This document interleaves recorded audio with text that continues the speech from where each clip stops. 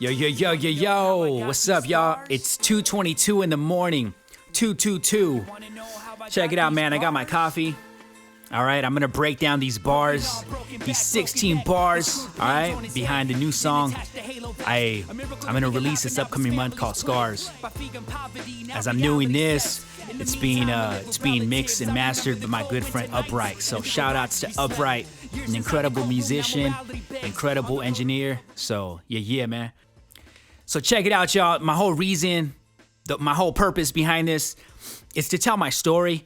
I'm not gonna be forever. You know what I mean? I'm going to break down these bars, but I kind of want to get into my upbringing. You know what I mean? And in doing this, I just want to encourage you, the listener, encourage you, whether you're a musician, an MC, or whatever vocation you have in life, all right? You're a human being, so you have a story. You know what I'm saying? I lived a lot of my life just kind of not, kind of reserved. You know, what I say in my song, I felt embarrassed and alone. Like that's true, man. Like I really didn't want people to really, to know who I really was. You know what I mean? The things that I've been through. I thought, everything that I lived was just bad, man. I didn't want anybody to know. So as I've matured in my faith, I feel like scars are great, you know what I mean? And it's something that God uses. Obviously, they weren't great in the time because of the circumstances that brought them about. But in time, they shape us into who we are, man, and they make us the persons that we are. They make us stronger, whether they give you wisdom. And so when I use the term scars, it's more I'm taking a metaphorical approach, but I'm not dismissing the physical marks of a scar, right? Because obviously people that have experienced trauma, you know what I mean? They've gotten physical scars. So I'm not dismissing that. So yeah, in a sense, I'm meaning those scars, but I'm taking more of a metaphorical approach, if that makes sense. So check this out, yo. I'm going to break down these bars, man. All right. So thank you guys for joining in. I'm going to edit this as much as possible. I never really record like this. I usually, but hey, man, it's all gravy. Let's make this happen. Yo. Shout outs to Grungy Bogues. Yo, he's the one who made this beat. Producer from New Jersey. Yeah. Hey, yo, so check it, man. I'm going to break down the first 4 bars. This is how it goes.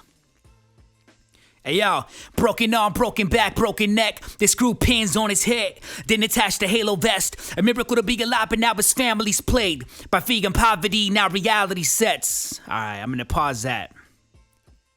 And I'm going to turn this down real quick.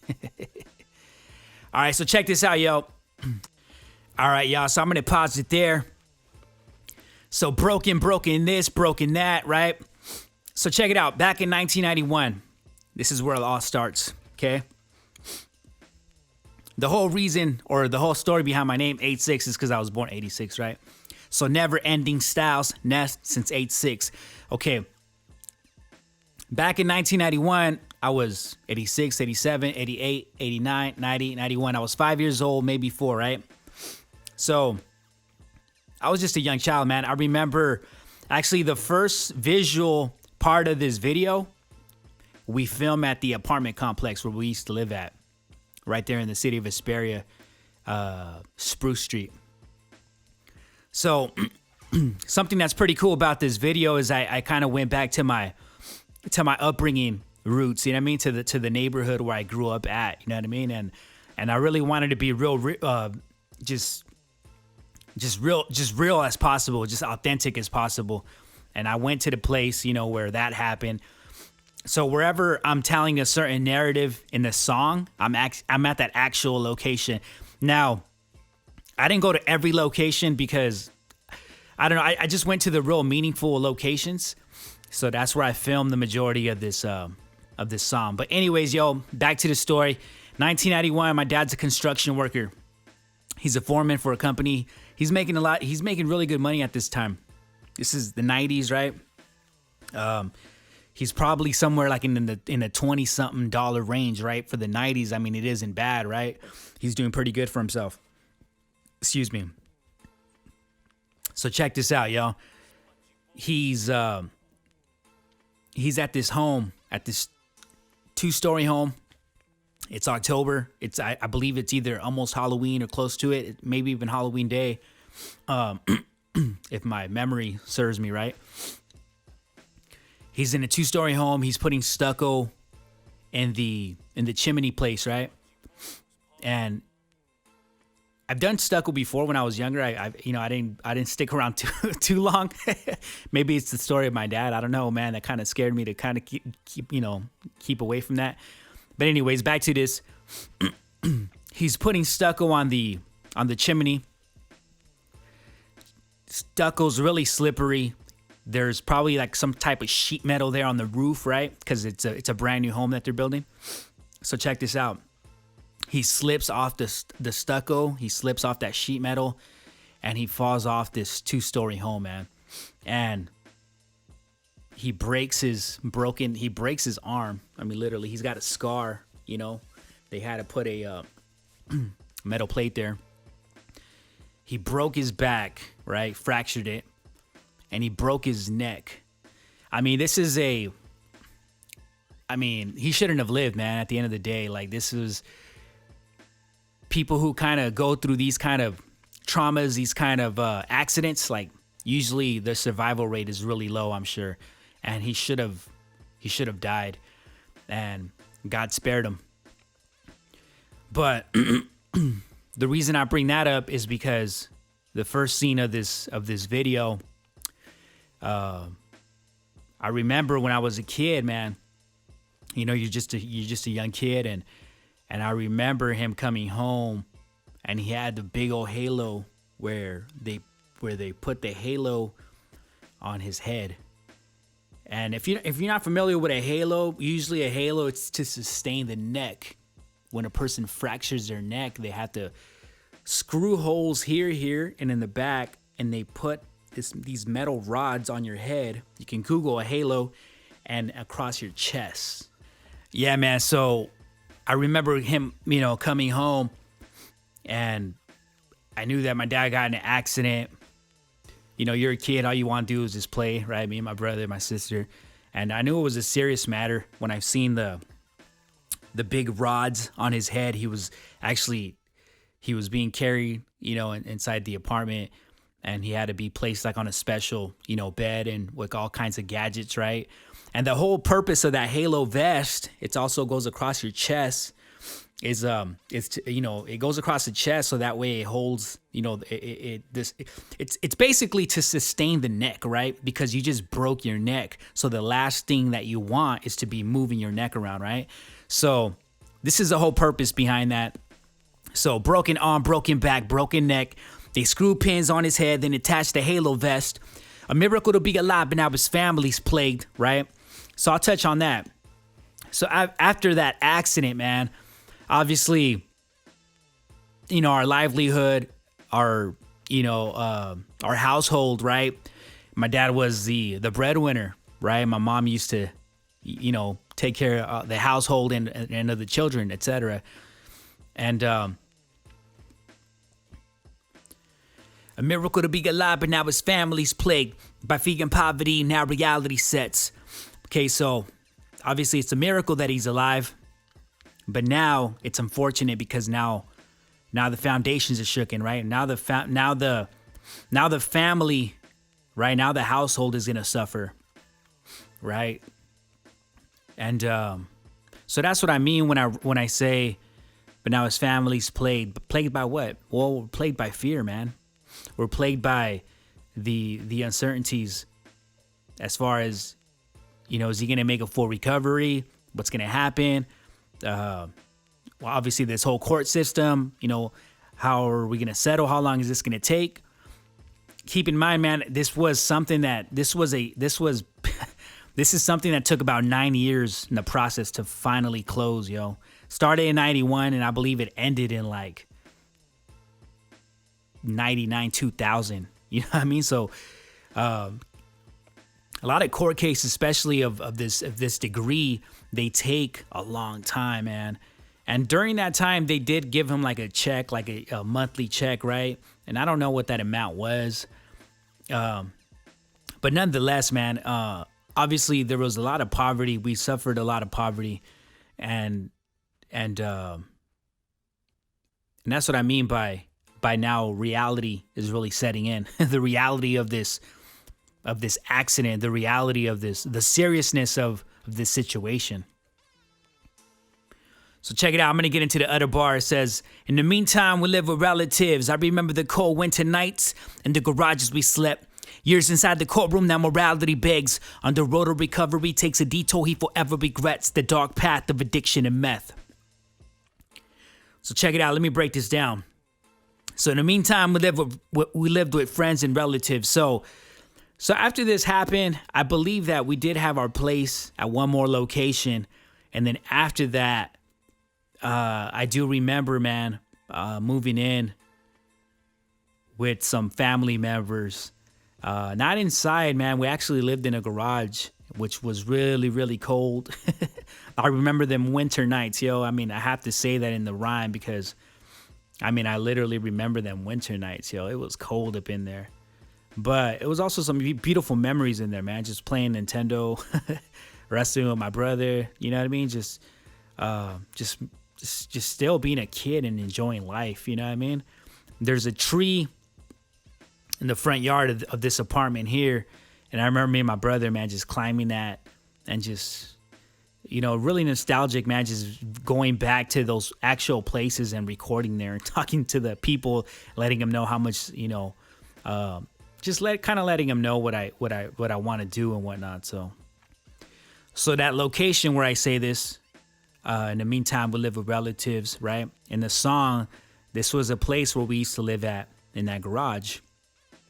And as I mentioned, there was a lot of really good memories there, but there was also a lot of bad memories there. I seen a lot of things there, man. And I'm not going to get into all of that, but I'll put it like this. The stuff that I seen there was something that no kid should ever see.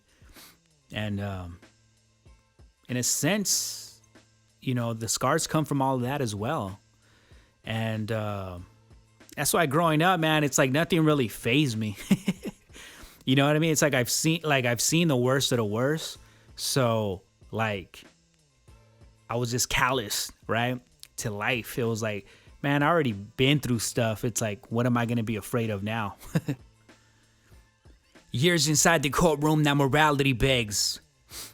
On the road to recovery takes a detour he forever regrets. So this part here, man, is pretty self-explanatory. Obviously, the court case took years, so years inside the courtroom. So now moralities begs. So what I mean by that is, this is now we're trying to figure out what the settlement's going to be. And through all this process, keep in mind, my dad's already kind of healing up. He's getting better. But unfortunately, he can't really return back to the same kind of line of work because of his accident. He's very limited in his movements. He's very limited in his in every area, really. He's still recovering, very much recovering. But during these years, even before this place, he made a lot of friendships, man, with the wrong people, with the wrong kind of people. And what I mean by that is it's drug dealers, right? Whether it be just gang affiliated people, just he made a lot of wrong decisions, man. And it just goes to say, so now morality begs, yo. So that's what I mean by that is his association with the wrong people. Now he's in the drug world. Now he's involved in selling drugs. Now he's involved in using drugs. And I think in the using of the drugs is where things really got really bad. And so this is kind of like, you know, our life here, man. It wasn't new to me that my dad was a drug dealer. Like that wasn't new to me. I've known that, right? And it doesn't make it any better that, you know, he's from Sinaloa. Actually, I was actually born in Sinaloa as well. And you know, they came here, they brought me here at the age of like 2 or 3. That's a whole totally different story. But it's kind of like that stereotype. A dude from Sinaloa, he gets involved in the, you know, in that drug world. And it wasn't new to me, man. Like I you know, all the guys and all the all his friends, like I've seen all of that, right? They have obviously were trying to hide it from me. It wasn't like they were out in the open, but I as a kid, I know what's going on.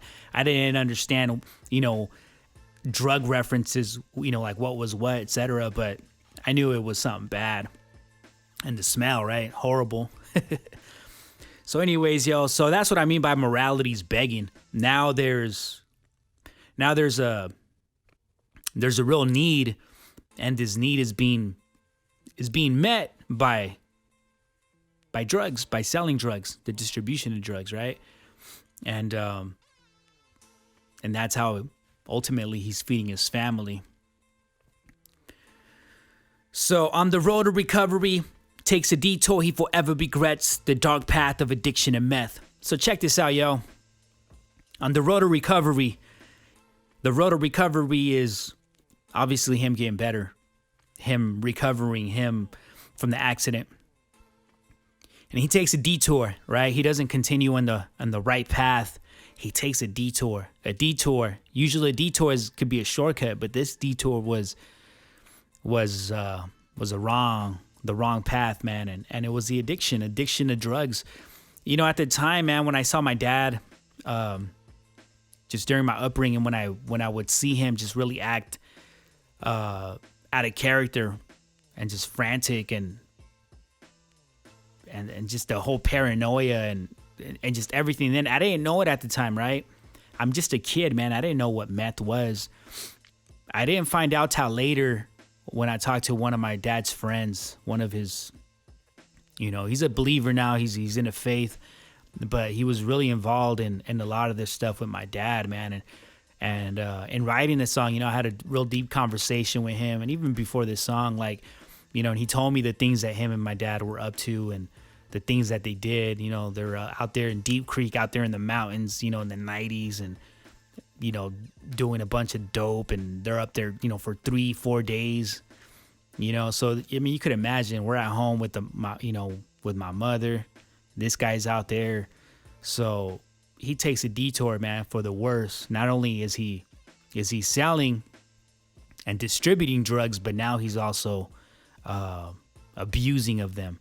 And now this is taking a path to the worse. You know what I mean?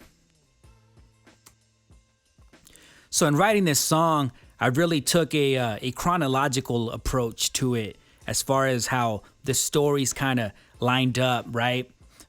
From year to year, sort of. And in songwriting, that's the challenge, to kind of follow on that narrative, just depending on what the song is about. And that was the challenging part to me, but it actually, this whole song came pretty natural. I wasn't even flexing on the lyricism, right? It was just more of like it's a story, right? And it just really came from the heart, man. Sometimes there's times for that. There's times to flex with the lyricism. There's times, there's other times to to do different kinds of things. But when it comes into life experiences in a song like this, I just really wanted to go deep into my heart, deep into my mind, and deep into my memories, and really just convey that message in the song. So with that being said, I'm going to go into the last part of this song. It goes, domestic violence in my home. It filled my ears and it disturbed my eyes. They arrested my father, my flawed hero, for all of his crimes. So through this whole process, man, there's been domestic violence, right?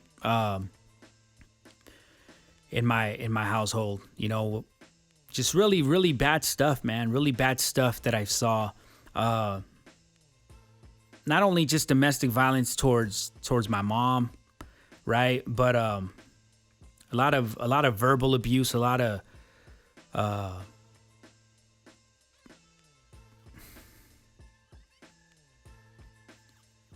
just a lot of things that we really endured, man. And like I said, just even the whole drug thing, being in that environment, just seeing the violence, right, just around that surrounded me.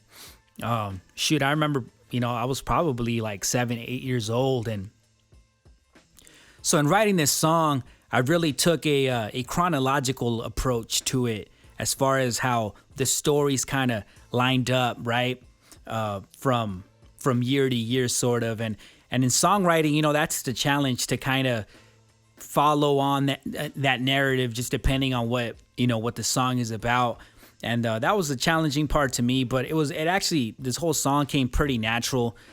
I wasn't even flexing on the lyricism, right? It was just more of like it's a story, right? And it just really came from the heart, man. Sometimes there's times for that. There's times to flex with the lyricism.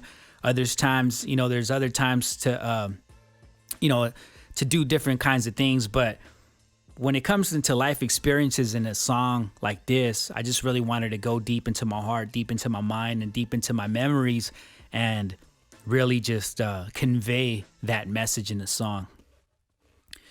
So with that being said, I'm going to go into the last part of this song. It goes, domestic violence in my home. It filled my ears and it disturbed my eyes. They arrested my father, my flawed hero, for all of his crimes. So through this whole process, man, there's been domestic violence, right? In my household, just really, really bad stuff, man. Really bad stuff that I saw. Not only just domestic violence towards my mom, right? But a lot of verbal abuse, a lot of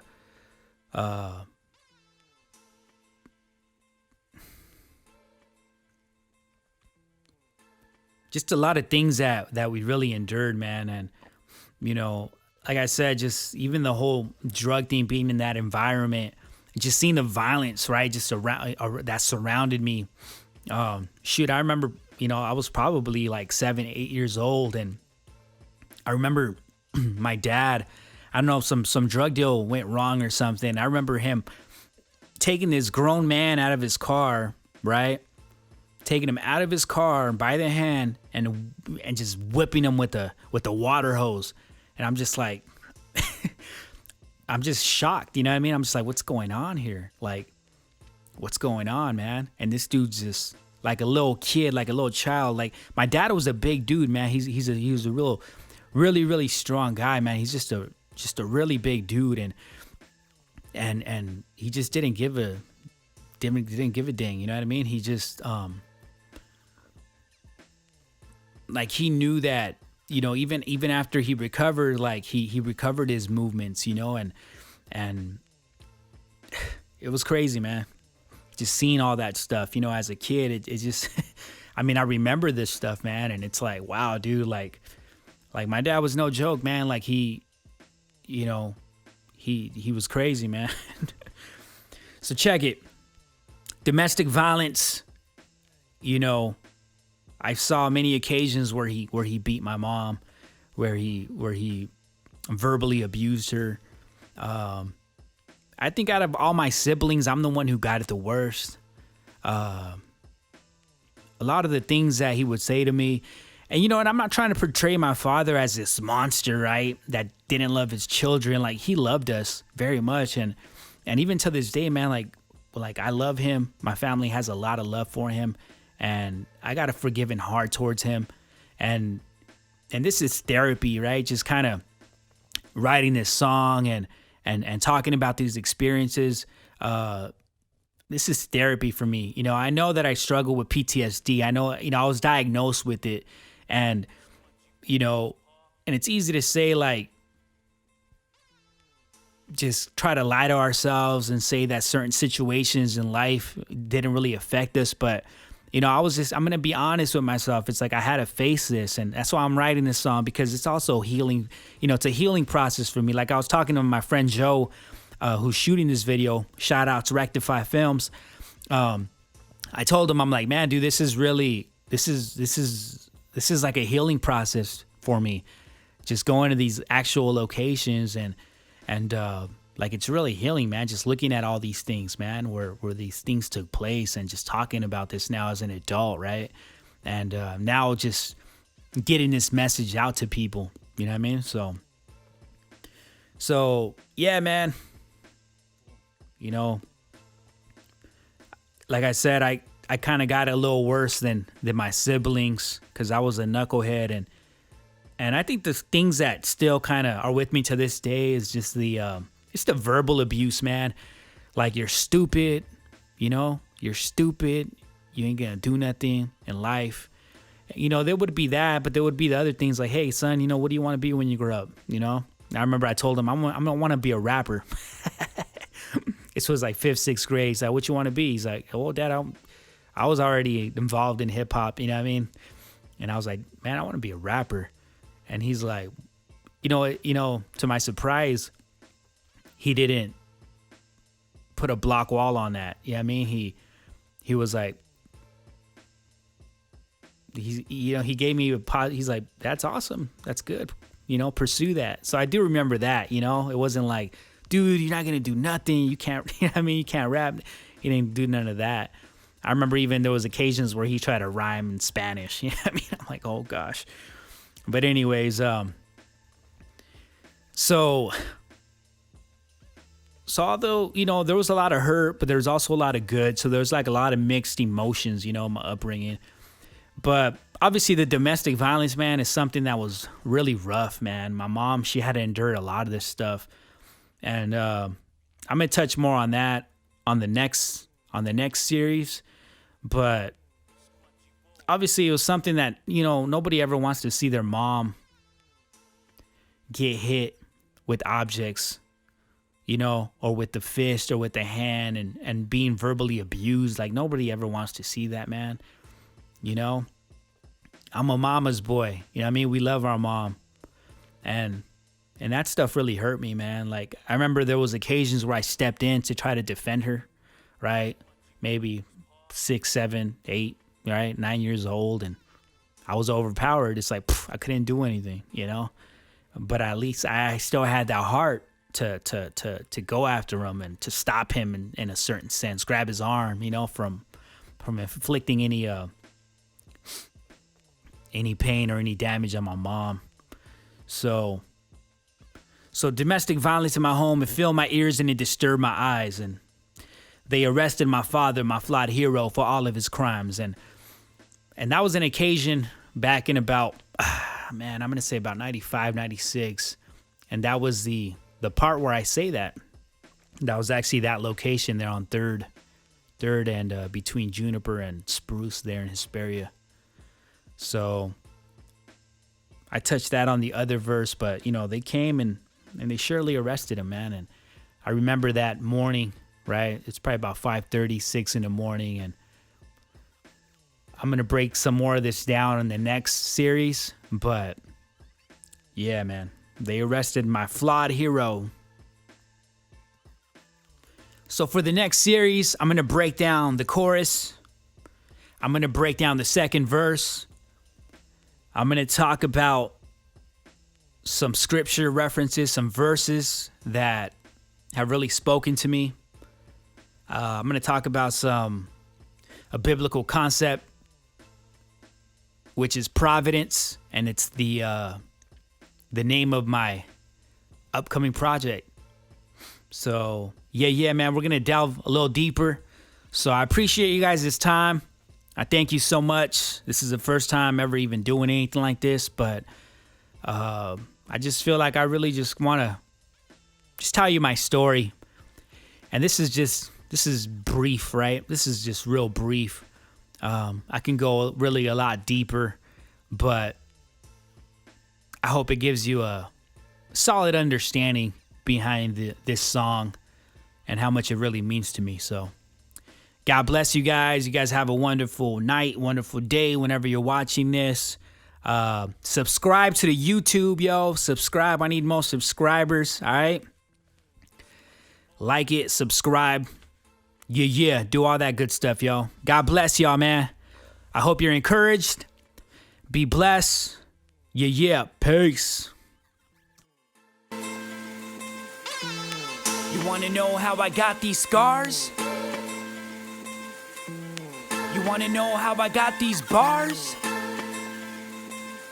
Broken arm, broken back, broken neck. They screwed pins on his head.